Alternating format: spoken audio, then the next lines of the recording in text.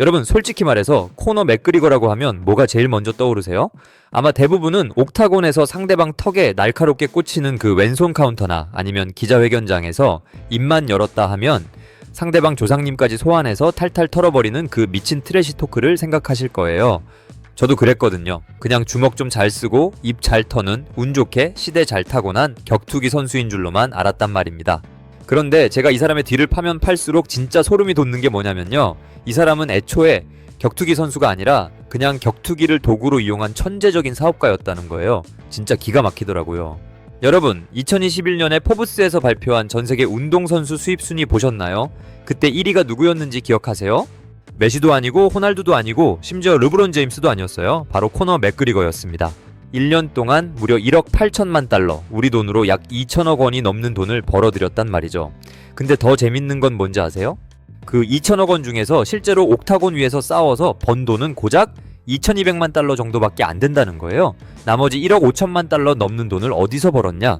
바로 오늘 우리가 이야기할 이 술, 프로퍼 12라는 위스키 하나로 다 해먹은 겁니다. 이거 보면서 저는 진짜 뒤통수를 한 대 세게 맞은 느낌이었어요.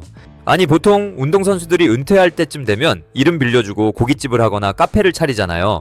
근데 맥그리거 이 양반은 아예 판을 새로 짰더라고요. 그것도 그냥 대충 이름만 빌려준 게 아니라 자기가 직접 브랜드를 만들고 유통하고 마케팅까지 해서 전 세계 위스키 시장의 판도를 바꿔버린 거죠. 진짜 사람이 이렇게까지 영악할 수 있나 싶을 정도로 말이에요. 자, 그럼 여기서부터가 진짜 시작입니다. 도대체 맥그리거는 어떻게 이 술 하나로 억만장자가 될 수 있었을까요? 단순히 유명해서 아니면 운이 좋아서 절대 아닙니다. 그 이면에는 우리가 상상도 못할 아주 치밀하고 때로는 아주 영악한 자본주의의 논리가 숨어 있거든요. 지금부터 제가 그 현미경급 디테일로 하나하나 파헤쳐 드릴 테니까 정신 바짝 차리고 따라오셔야 합니다. 왜냐하면 이 이야기를 다 듣고 나면 여러분은 맥그리거가 단순한 양아치가 아니라 무서운 괴물처럼 보일 수도 있거든요. 처음 맥그리거가 위스키 사업을 하겠다고 했을 때 위스키 업계 사람들은 다 비웃었어요. 야, 제임슨이 꽉 잡고 있는 아일랜드 위스키 시장에 무슨 격투기 선수가 들어오냐? 저거 분명히 한두 달 하다가 말 거다. 이런 반응이 지배적이었단 말이죠. 여러분도 아시다시피 아일랜드는 위스키의 본고장이고 그 자부심이 장난이 아니거든요. 수백 년 된 전통 있는 양조장들이 줄을 서 있는데 거기서 문신 덕지덕지 바른 격투기 선수가 나타나서 내 술이 최고다? 이건 뭐 거의 골목식당에 백종원이 아니라 철구가 나타나서 요리하는 거랑 비슷한 느낌이었을 거예요. 그런데 맥그리거는 여기서부터 벌써 계산기를 다 두드리고 있었습니다. 그는 자신의 고향 더블린의 크럼린 구역 12번지에서 이름을 따온 프로퍼 12라는 이름을 내세웠어요.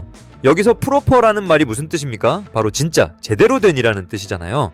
그러니까 시작부터 기존의 위스키 강자들을 향해 야, 니네 건 가짜야, 이게 진짜 아일랜드 위스키야 라고 도발을 시전한 거죠. 진짜 트래시 토크의 장인답게 술 이름부터 트래시 토크를 박아버린 겁니다.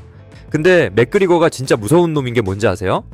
이 사람은 이 위스키를 홍보하기 위해서 억만금을 들여서 광고 영상을 찍은 게 아닙니다. 그때 맥그리거가 기자회견장에 들어올 때 뭘 들고 있었나요? 맞습니다. 아직 출시도 안 된 프로퍼 12 위스키 병을 들고 나타났어요. 기자들은 난리가 났죠. 코너, 그게 뭐야? 술이야? 맥그리거는 그 특유의 거만한 자세로 의자에 앉아서 위스키를 한 모금 마시더니 이렇게 말했습니다. 이건 내 위스키야. 그리고 곧 세상을 지배할 거야. 이 장면 하나로 전 세계 수억 명의 사람이 프로퍼 12라는 이름을 머릿속에 박아버리게 된 겁니다. 마케팅 비용 제로예요. 오히려 자기는 대전료로 수백억을 받으면서 자기 사업 광고까지 공짜로 한 거죠. 와, 저는 이 대목에서 진짜 박수가 나오더라고요. 이런 게 바로 스포츠 자본주의의 정점 아니겠습니까? 하지만 여러분, 단순히 유명세만으로 술이 팔릴까요? 절대 아니죠. 한 번은 호기심에 마셔볼 수 있어도 맛이 없으면 그걸로 끝이잖아요. 특히 위스키 애호가들은 입맛이 까다롭기로 유명한데 말이죠. 그런데 여기서 맥그리거는 또 한 번 영악한 선택을 합니다. 그는 직접 양조장을 차려서 수십 년 동안 숙성시키기를 기다리는 미련한 짓을 하지 않았어요. 대신 아일랜드에서 가장 오래되고 권위 있는 양조장 중 하나인 부시밀스의 마스터 블렌더를 꼬드깁니다. 어이, 나랑 같이 역사 한번 안 써볼래? 그는 최고의 전문가를 영입해서 아일랜드 위스키 특유의 부드러움을 극대화한 레시피를 만들어냈어요. 사실 전문가들 사이에서는 프로퍼 12가 아주 고가의 프리미엄 위스키에 비하면 깊이가 떨어진다는 평가도 분명히 있습니다. 하지만 맥그리거는 애초에 타겟이 그 까다로운 전문가들이 아니었어요. 그는 자기처럼 거칠고 열정적이고 적당히 가성비 좋은 술을 찾는 젊은 세대와 자신의 팬들을 노렸던 겁니다. 맥그리거가 항상 강조하는 게 있죠. 모든 사람을 위한 위스키. 그는 위스키를 마치 대단한 상류층만 마시는 전유물처럼 포장하지 않았어요. 그냥 친구들이랑 펍에서 왁자지껄 떠들면서 혹은 집에서 편하게 한 잔 마시는 그런 친근한 이미지로 다가갔던 겁니다. 그러면서도 가격은 제임슨 같은 경쟁사보다 아주 살짝 낮게 책정했어요. 자, 여러분이 위스키를 사러 마트에 갔다고 칩시다. 하나는 백날 보던 제임슨이고 옆에는 내가 좋아하는 맥그리거가 이게 진짜 사나이의 술이야 라고 외치는 듯한 멋진 병 디자인의 술이 있는데 가격도 조금 더 싸요. 그럼 뭘 집으시겠어요? 답은 뻔하죠. 출시 첫날 난리가 났습니다. 아일랜드와 미국 마트에서는 줄을 서서 이 술을 사기 시작했고 몇 시간 만에 재고가 바닥이 났어요. 심지어 아일랜드의 어떤 마트에서는 한 명당 2병까지만 살 수 있다는 제한까지 걸었단 말입니다. 위스키 업계 역사상 유례가 없는 일이었죠. 전문가들이 이건 마케팅의 승리일 뿐이다. 금방 거품이 빠질 거다 라고 저주를 퍼붓는 와중에도 맥그리거는 인스타그램에 수익금 일부를 지역사회 소방관들에게 기부하는 훈훈한 영상까지 올리면서 이미지 메이킹까지 완벽하게 해냈습니다. 여러분 여기서 한번 끊고 갈게요. 지금까지는 그냥 맥그리거가 장사를 좀 잘했네, 마케팅이 좋았네 수준이라고 생각하실 수도 있어요. 하지만 진짜 강력한 전환은 지금부터입니다. 맥그리거가 이 술을 팔아서 얼마를 벌었는지, 그리고 그 돈을 챙기기 위해 얼마나 잔인하고 치밀하게 탈출 전략을 짰는지 들으시면 아마 입이 떡 벌어질 거예요.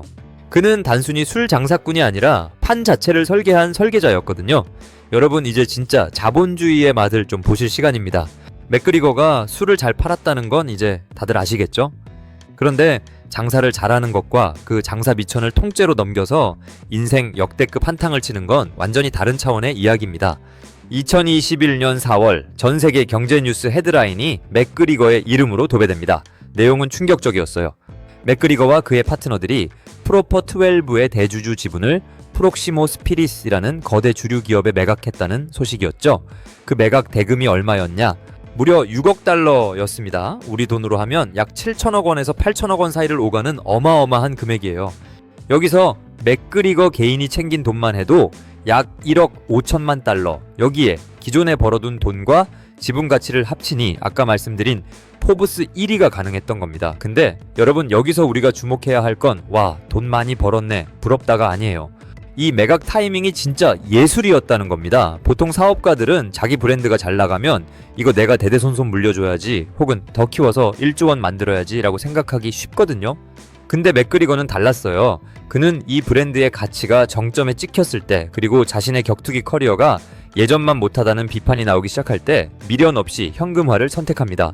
이게 왜 영리하냐고요? 프로퍼 12의 가치는 90% 이상이 코너 맥그리거라는 개인의 캐릭터에 의존하고 있었기 때문입니다. 만약 맥그리거가 경기에서 계속 처참하게 지고 구설수가 더 심해져서 이미지가 완전히 박살난다면 술 판매량도 같이 꼬꾸라질 게 뻔하거든요. 그는 자신의 스타성이라는 유통기한이 다 하기 전에 가장 비싼 가격에 팔아치운 겁니다. 진짜 무서운 통찰력 아닙니까? 그런데 말입니다. 여러분, 이렇게 돈벼락이 쏟아지니까 꼭 터지는 게 있죠. 바로 돈 냄새를 맡은 주변 사람들과의 진흙탕 싸움입니다. 여기서 우리는 맥그리거의 아주 절친했던 동료 아르템 로보프의 이야기를 안 할 수가 없습니다. 격투기 팬들이라면 다 아실 거예요. 로보프가 누구입니까? 맥그리거의 오른팔이자 맥그리거가 버스 습격 사건을 일으키게 만든 장본인이기도 한, 그야말로 목숨도 내줄 것 같았던 절친이었잖아요. 그런데 이 로보프가 갑자기 맥그리거를 상대로 소송을 겁니다. 이유는 뭐였냐? 사실 프로퍼 12 위스키 아이디어는 내가 낸 거다 라는 주장이었어요. 로보프의 주장에 따르면 맥그리거가 위스키 사업을 고민할 때 자기가 아이슬란드의 양조장을 알아보고 사업 계획의 기초를 다 닦아놨다는 겁니다. 그러면서 맥그리거가 나중에 잘 되면 내가 너 떼어줄게 라고 약속했다는 거죠. 로보프는 매각 대금의 5%, 약 3천만 달러, 한화로 약 400억 원을 내놓으라고 요구합니다. 자, 여러분이 맥그리거라면 어떻게 하시겠어요? 에이, 그래도 우리 사이에 고생했으니까 이 정도는 줄게 라고 하실 건가요? 천만의 말씀입니다. 맥그리거는 여기서 우리가 알던 그 화끈한 형님의 모습이 아니라 아주 차갑고 냉혹한 비즈니스맨의 면모를 보여줍니다. 그는 로보프의 주장을 단칼에 거절하는 것도 모자라 SNS를 통해 그를 쥐새끼라고 부르며 온갖 조롱을 퍼붓습니다. 아이디어를 낸 건 나고 내 이름값으로 판 건데 네가 왜 돈을 가져가냐는 논리였죠. 이 법정 공방을 지켜보면서 시청자들은 두 갈래로 나뉩니다. 맥그리거가 역시 의리 없는 양아치였다 라는 쪽과 비즈니스 세계에서 구두 약속이 어디 있냐 증거를 가져와라 라는 쪽이죠. 결과는 어떻게 됐을까요? 결국 법원은 맥그리거의 손을 들어줬습니다. 로보프는 돈은커녕 소송 비용만 날리고 절친했던 형님까지 잃게 됐죠. 이 사건은 맥그리거가 자본의 논리 앞에 얼마나 철저하고 냉정한 사람인지를 전 세계에 똑똑히 각인시킨 사건이었습니다. 하지만 여러분, 맥그리거의 위스키 신화에는 더 깊은 그림자가 숨어 있습니다. 혹시 블라인드 테스트 결과 보신 적 있으세요? 위스키 전문가들이 프로퍼 12를 마시고 내린 평가는 생각보다 가혹합니다. 인공적인 바닐라 향이 너무 강하다. 알코올에 튀는 맛이 정제되지 않았다. 심지어 어떤 전문가는 이건 위스키라고 부르기도 민망한 수준이라고 혹평을 쏟아내기도 했죠. 그런데 여기서 소름 돋는 포인트가 뭔지 아세요? 그런 혹평이 쏟아지는데도 술은 미친 듯이 팔려나갔다는 겁니다. 이게 바로 맥그리거가 설계한 팬덤 경제의 무서움이에요. 사람들은 위스키의 맛을 산 게 아니라 맥그리거의 이미지를 산 거거든요. 나도 맥그리거처럼 거칠게 성공하고 싶다. 나도 저 녀석처럼 세상에 반항하며 살고 싶다는 그 욕망을 병에 담아 판 겁니다. 자, 그럼 여기서 질문 하나 드릴게요. 이렇게 억만장자가 된 맥그리거는 행복할까요? 그리고 그의 본업인 격투기 커리어는 어떻게 됐을까요? 아이러니하게도 맥그리거가 돈을 벌면 벌수록 옥타곤 안에서의 그는 점점 무뎌지기 시작합니다. 여러분, 헝그리 정신이라는 게 괜히 있는 말이 아니잖아요. 통장에 수천억이 꽂혀 있는데 얼굴에 주먹을 맞아가며 땀 흘려 훈련하는 게 쉬울까요? 맥그리거는 훈련장보다 요트 위에서 술잔을 기울이는 모습이 더 자주 포착되기 시작했고 경기력은 눈에 띄게 하락했습니다. 더스틴 포이리에와의 경기에서 다리가 부러지는 끔찍한 부상을 당했을 때 많은 팬은 생각했습니다. 아, 이제 맥그리거의 시대는 끝났구나. 그는 이제 선수가 아니라 그냥 술 파는 아저씨구나. 그런데 말입니다. 여기서 우리는 맥그리거의 또 다른 천재성을 보게 됩니다. 그는 자기가 경기에서 지고 부상을 당하는 그 비극적인 순간조차 콘텐츠로 만들어버려요. 휠체어에 앉아서도 프로퍼 12를 마시고 자기의 재활 과정을 다큐멘터리로 찍어 넷플릭스에 팝니다. 여러분, 이게 진짜 무서운 겁니다. 보통의 운동선수라면 경기에서 지면 가치가 떨어지죠. 근데 맥그리거는 지는 과정조차 돈으로 바꿉니다. 그는 이제 승패가 중요한 파이터가 아니라 자기 삶 전체를 중계하며 돈을 버는 1인 기업 그 자체가 되어버린 거예요. 하지만 이런 맥그리거의 행보를 보며 많은 올드 팬들은 씁쓸함을 감추지 못합니다. 우리가 사랑했던 그 가난하고 배고팠던 오직 왼손 하나로 세상을 정복하려던 그 소녀는 어디 갔는가 하는 의문이죠. 맥그리거는 자본주의의 정점에 올라섰지만 동시에 스포츠가 가진 숭고한 가치를 가장 앞장서서 파괴하고 있다는 비판도 면치 못하고 있습니다. 자, 이제 이야기의 막바지로 가볼까요? 맥그리거의 이 성공 신화는 우리에게 아주 불편한 질문을 던집니다. 성공이란 무엇인가? 수단과 방법을 가리지 않고 억만장자가 되는 것인가? 아니면 자기 분야에서 끝까지 최고의 자리를 지키는 것인가? 맥그리거는 분명히 위스키 사업으로 세상을 놀라게 했고 스포츠 스타가 비즈니스로 어디까지 갈 수 있는지 그 한계를 보여줬습니다. 하지만 그 과정에서 잃어버린 친구, 팬들의 신뢰, 그리고 무너진 커리어, 이 모든 것이 그가 지불한 성공의 비용일지도 모릅니다. 자, 여러분, 보통 사람 같으면 통장에 7천억 원이 찍히는 순간 어떻게 할까요? 아마 지중해 어디쯤에 섬 하나 사서 평생 요트나 타고 논일며 아, 인생 참 달다 하고 살겠죠. 하지만 코너 맥그리거는 보통 사람이 아닙니다. 그는 자본주의라는 정글에서 피 냄새를 맡는데 특화된 포식자거든요. 위스키 지분을 매각하고 난 뒤 사람들은 맥그리거가 이제 은퇴해서 구설수나 일으키며 살 줄 알았습니다. 그런데 웬걸? 그는 더 거대하고 더 노골적인 판에 뛰어듭니다. 최근 맥그리거의 행보 중 가장 눈에 띄는 게 뭔지 아세요? 바로 BKFC, 베어너클 파이팅 챔피언십의 공동 구단주가 된 겁니다. 여러분, 베어너클이 뭡니까? 글러브 없이 맨주먹으로 싸우는 격투기 중에서도 가장 원초적이고 잔인한 스포츠입니다. 메이저 스포츠라고 하기엔 아직 음지에 가깝고 피가 튀고 뼈가 부러지는 게 일상인 곳이죠. 그런데 맥그리거는 왜 여기에 돈을 쏟아부었을까요? 여기서 그의 비즈니스 본능이 다시 한번 발휘됩니다.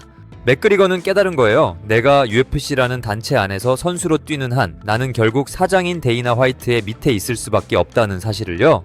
아무리 돈을 많이 벌어도 결국엔 고용된 광대라는 거죠. 그래서 그는 결심합니다. 이제 내가 사장이 되어 제2의 맥그리거들을 부리는 판을 만들겠다. 그는 BKFC의 지분을 인수하자마자 현장에 나타나 위스키를 들이켜며 소리를 지릅니다. 이게 진짜 격투기다. 내가 이 판의 주인이다. 라고 말이죠. 여러분, 이건 단순한 허세가 아닙니다. 그는 자신이 가진 화제성이라는 자본을 BKFC라는 신생단체에 주입해서 그 가치를 단숨에 수십 배로 뻥튀기 시키고 있는 겁니다. 자기가 뛰던 UFC를 위협할 만한 새로운 괴물을 직접 키우고 있는 셈이죠. 하지만 맥그리거의 야망은 여기서 멈추지 않습니다. 술 장사로 재미를 본 그는 이제 맥주 시장으로 눈을 돌립니다. 바로 포지드 아이리시 스타우트입니다. 이게 진짜 골 때리는 게 뭔지 아세요? 아일랜드에는 기네스라는 감히 누구도 범접할 수 없는 맥주의 신이 존재합니다. 아일랜드 사람들에게 기네스는 종교나 다름없거든요. 그런데 맥그리거는 자기 고향 더블린의 블랙포지인이라는 펍을 아예 통째로 사버립니다. 그리고 거기서 자기가 만든 맥주를 팔기 시작해요. 기존 맥주 업계는 코너웃음을 쳤죠. 야, 위스키는 어떻게 마케팅으로 팔았다 쳐도 기네스를 이기겠다고? 그건 계란으로 바위치기야. 그런데 맥그리거는 보란듯이 이 맥주를 전 세계로 수출하기 시작합니다. 그는 단순히 맛으로 승부하는 게 아니라 기네스는 너무 보수적이고 고리타분해, 진짜 힙한 놈들은 내 맥주를 마셔 라는 프레임을 씌워버립니다. SNS에 자기 맥주를 마시며 근육을 과시하는 영상을 매일같이 올리면서 말이죠. 자, 여기서 우리는 맥그리거가 꿈꾸는 제국의 실체를 보게 됩니다. 맥그리거의 술을 마시며 맥그리거의 옷을 입고 맥그리거의 단체 경기를 보면서 맥그리거의 앱으로 운동하는 세상. 그는 이제 한 명의 선수가 아니라 사람들의 라이프 스타일 전체를 장악하려는 플랫폼이 되려고 하는 겁니다. 하지만 이런 거침없는 행보 뒤에는 항상 어두운 그림자가 따라다닙니다. 여러분도 뉴스에서 보셨을 거예요. 술집에서 노인을 폭행하거나 팬의 휴대전화를 부수고 성추문에 휘말리는 등 그의 사생활은 그야말로 엉망진창입니다. 그런데 여기서 소름 돋는 자본주의의 괴물 같은 포인트가 뭔지 아세요? 이런 부정적인 뉴스들조차 그의 비즈니스에는 노이즈 마케팅으로 활용된다는 겁니다.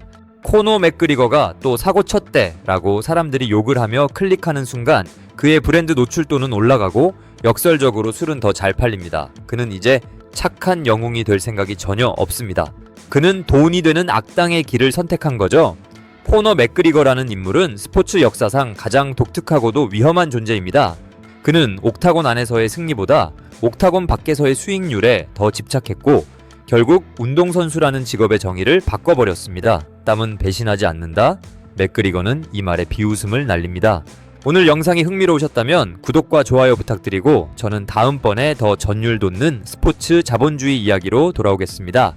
지금까지 스포츠 자본주의였습니다. 감사합니다.